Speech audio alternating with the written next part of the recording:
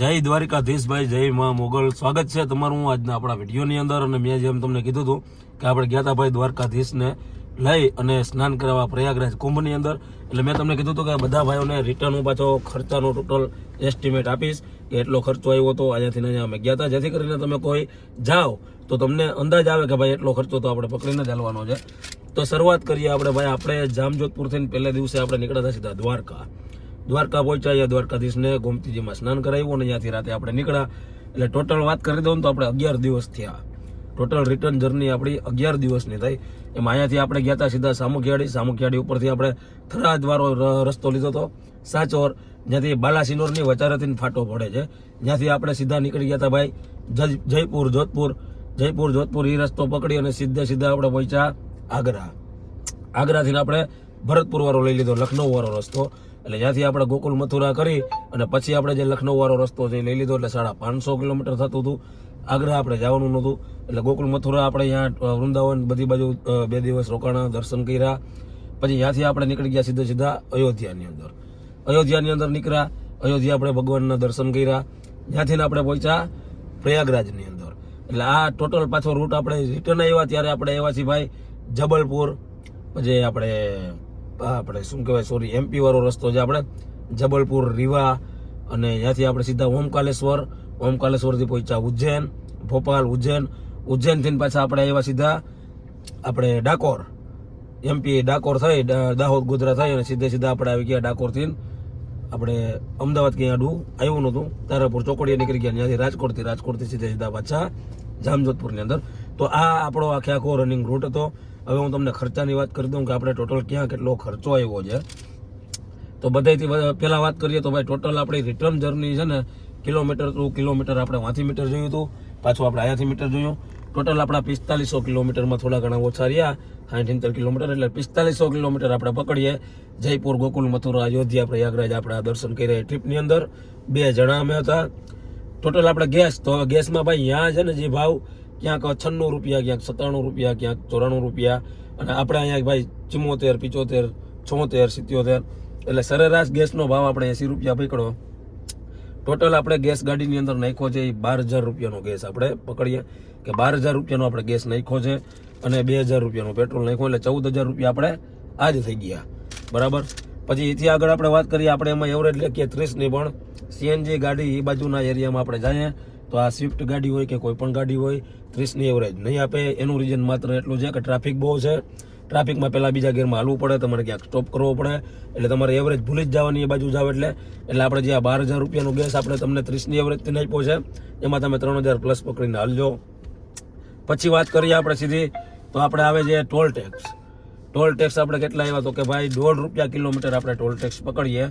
એટલે આપણે 4,500 કિલોમીટરની જર્નીની અંદર આપણે 6,750 રૂપિયા ટોટલ આપણો ટોલ ટેક્સ કપાણો છે. 1.5 રૂપિયા લેખે આપણે હિસાબ કર્યો છે. એમાં સૌથી વધારે ટેક્સ આપણે રાજસ્થાનની અંદર આવે છે ટોલ ટેક્સ. આ એમપી વાળા પછી તમે રસ્તેથી આવશો તો એમાં બહુ ઓછા ટોલ ટેક્સ આવશે અને રસ્તો પણ 1 નંબર તમને મળી જશે. પછી એક આપણે યમુના એક્સપ્રેસ વે લીધો હતો. એટલે ખાસ કરીને બધા મિત્રોનો પ્રશ્ન એ હોય કે યમુના એક્સપ્રેસ વે છે એની માટે સીએનજી મળે છે કે નહીં. તો દર 200 કિલોમીટર તમને એક્સપ્રેસ વે ઉપર સીએનજીનો પંપ મળી જશે. અને ટોલ નાકું 1,000 આપણે અહીંયાથી ચડ્યા હતા ગોકુલ મથુરાથી આપણે સીધા યમુના એક્સપ્રેસ વે લીધો હતો. તો 550 જેવા કિલોમીટરનો પટ્ટો હતો. એ એક્સપ્રેસ વે ક્રોસ કરીને આપણે જ્યાં ઉતરા 550 કિલોમીટર ક્રોસ કરીને તો આપણે એ ભાઈ ટોલ નાકું 600 રૂપિયાનું 1,000 મોટું કપાણું હતું. પછી ભાઈ આપણે ટોટલ મેં જેમ તમને કીધું એમ 11 દિવસની યાત્રાને 2 જણા. તો 2 જણાનો આપણે ખાવા પીવાનો નોર્મલી હિસાબ કરીએ, હાવ નોર્મલી સાદું ને સિમ્પલ ખાઈએ એટલે એક ટાઈમના 150 રૂપિયા લખી લેવાના. તો અમે 2 જણા હતા એટલે અમારા એક ટાઈમના 300 થયા, 2 ટાઈમના રૂપિયા થયા 600. હવે સવારે ઉઠીને તમે કંઈક ચા નાસ્તો કરો એટલે આખા દિવસની અંદર તમારા ટોટલ 150 રૂપિયા એ તમે કાઢી નાખો કે 2 ટાઈમ ચા પીઓ, નોર્મલી એકવાર નાસ્તો કરો. એટલે ટોટલ 2 જણાને એક દિવસના 750 રૂપિયાનો ખર્ચો આવે. તો આપણે ટોટલ 11 દિવસ થયા એટલે આપણે 750 ગુણ્યા 11 કરીએ એટલે 8,250 રૂપિયા આપણો ખર્ચો જમવાનો લાગી ગયો.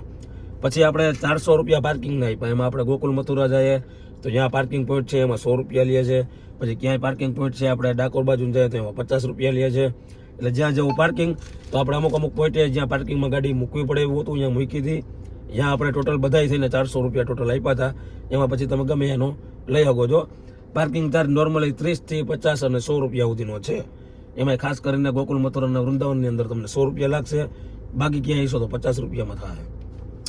પછી એકવાર ભાઈ અમે ટૂંકમાં 2 ટાઈમ હોટલ રાખી હતી ફ્રેશ થવા માટે. બાકી અમે ગાડીની અંદર જ હોઈ જતા હતા, કારણ કે ગાડીમાં આપણે સુવિધા બધી ભેગી હતી.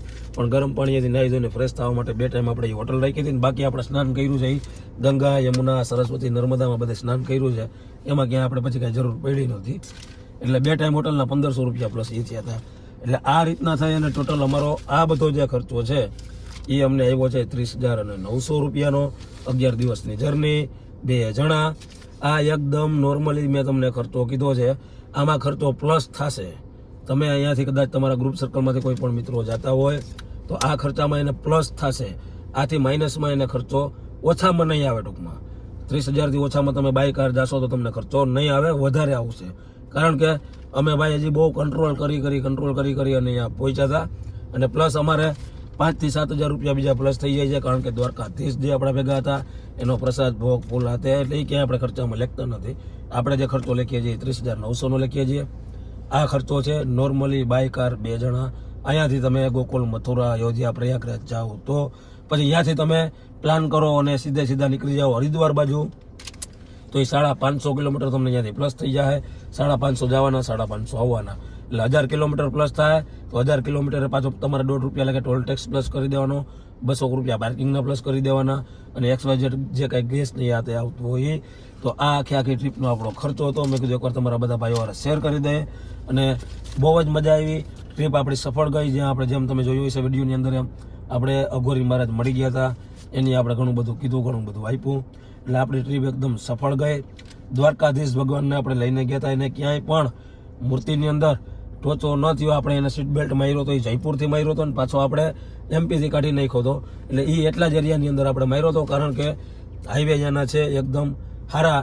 એ હાઈવે ઉપર આપણે જતા હોય ને ક્યાંક ના કરે ભગવાન, અને કદાચ કોઈ ઓચિંતાનું આવે અને બ્રેક કરીએ તો ભગવાન એમને હોય તો કદાચ એના આપણે ચાન્સીસ રહે નમી જાય. એના હિસાબે થઈને આપણે માર્યો હતો. બાકી આપણે ગમે એવા થડકા ઠેકાયડા એમાં ક્યાંય આપણે સીટ બેલ્ટની જરૂર પડી નથી. તો ખાસ કરીને આ વિડીયો તમારા ગ્રુપ સર્કલમાં મિત્રોને મોકલી દેજો. જે આજે કદાચ ગોકુલ, મથુરા, અયોધ્યા જાય કે થોડા ટાઈમ પછી જાય કે જે જઈ આવ્યા છે, તમને કેટલો ખર્ચો આવ્યો છે એ કમેન્ટ કરજો. અને જે મિત્રો જવાના છે તો આ એને હું તમને કહી દઉં છું કે આ તમારો નોર્મલી ખર્ચો આવશે. હવે આપણા ઘણા બધા પરિવાર છે જે તમે જોવો છો, જેમાં આપણા 22 પરિવાર કન્ટિન્યુ છે, અને બાકીના ઘણા બધા પરિવાર આપણે જોડાવાના છે. આ બધા પરિવારને અનાજ કરિયાણું તમારા બધા ભાઈઓના મદદથી પહોંચે છે. તો પાછળના તમે મારા જૂના વિડીયો જોયા છે, એમાં તમને મારી ડિટેલ નાખેલી છે, ફોન નંબર નાખેલા છે. ફૂલ નહીં તો ફૂલની પાકડી આપવા માંગતા હોય તો એમાં તમે આવી જજો. હવે મળીએ આપણે આવતા વિડીયોની અંદર એવા નિરાધાર પરિવારોને પહેલાં અનાજ પહોંચાડીએ અને પછી પાછા આપણે લોંગ ટ્રીપ ગોઠવશું. તો હાલો બધા ભાઈઓને જય દ્વારકાધીશ, જય મા મોગલભાઈ.